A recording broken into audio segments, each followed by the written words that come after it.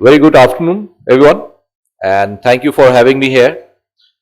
Uh, as you can see, I'm not from the steel industry at all. I work for an organization which basically deals with logistics in the national waterways.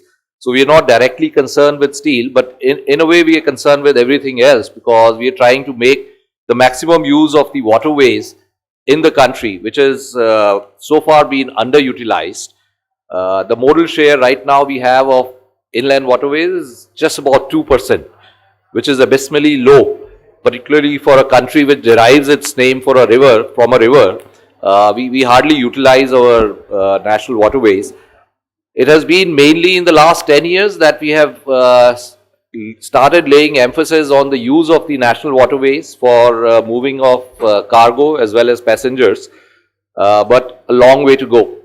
So I'll take you very quickly through my presentation, which will mainly focus on the interventions that we have made from the IWAI, as well as I will also touch upon the prospects of the steel industry. So just to give you a brief outlook about the organization that I am representing, IWAI, it was formed in the year 1986 through an act of parliament, and it's, in a nutshell, its mandate is development and regulation of the waterways, which have been declared as national waterways, and there are 111 of them in the country. The total length is about 20,000 kilometers and the navigable length is about 14,500 kilometers.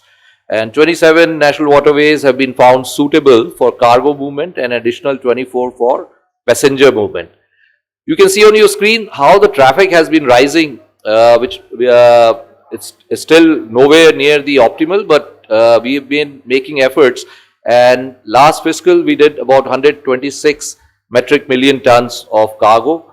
The other slide, the pie chart, gives you the breakup. It's mainly national waterways are used for bulk commodities, so it's mainly the fly ash, stone aggregates and iron ore, which comprises the maximum percentage of it. Again, this is a pie chart giving the breakup of the commodities. Iron ore is substantial.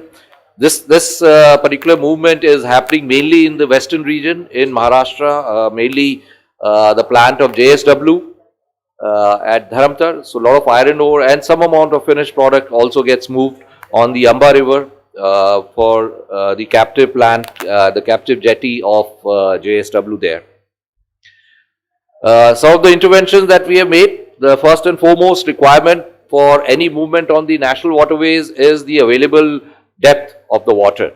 So what we call the fairway development, the maintenance of LAD. LAD is the least available depth which is being maintained by all the national waterways, and also on the IBP. IBP is the Indo-Bangladesh protocol routes, because that's the only country where we have direct river connectivity.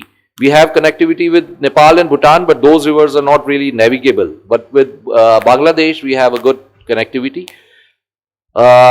Various operational models of dredging through departmental dredgers and also through contract.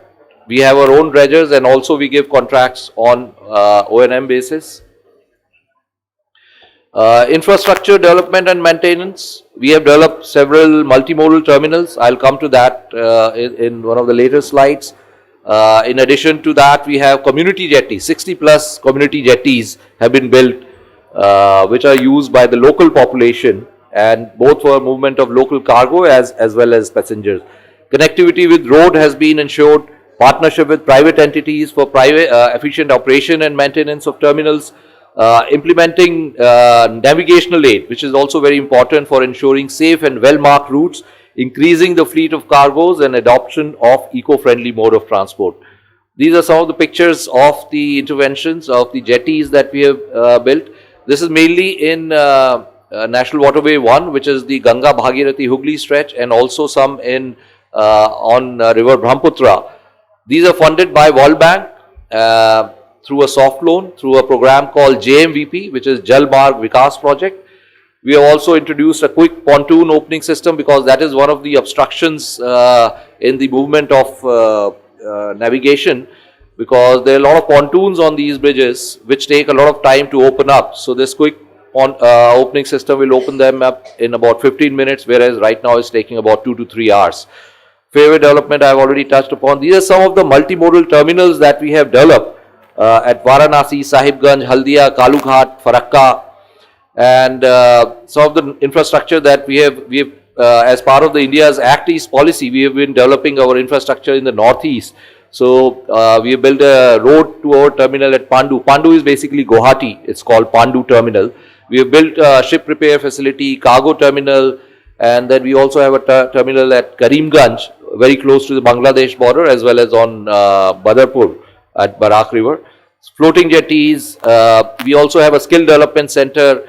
We are almost through with the construction of the multimodal terminal at Jogigopa, which is between Guwahati and Dhubri, very close to Bhutan. So the cargo bound and coming from Bhutan can utilize that, and floating terminals at Sonamura, which is in Tripura. We also have regulatory framework in place, and the Inland Vessels Bill 2021 was passed by the Parliament in 2021 August, which streamlines various procedures. I will not dwell too much on this.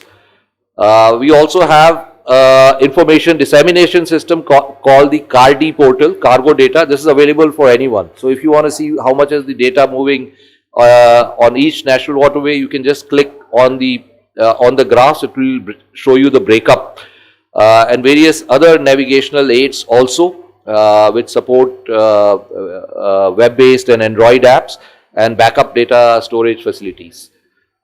Now coming to the potential for steel industries by using the waterways, you can see the movement of steel products has been rising over the years, and in 2023 it was about 37 million metric tons.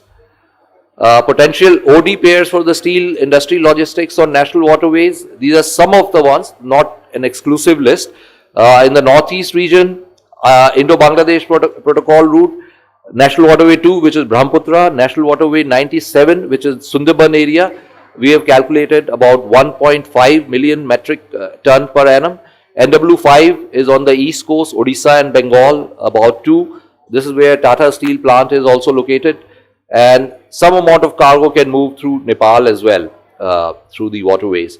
This is the potential OD pairs which the steel industry can perhaps utilize. You can see on the screen various factories which are located of the iron steel industry and the waterway connectivity, both within the country and also to the northeast using the Indo-Bangladesh protocol route and connecting the mainland to the northeastern states.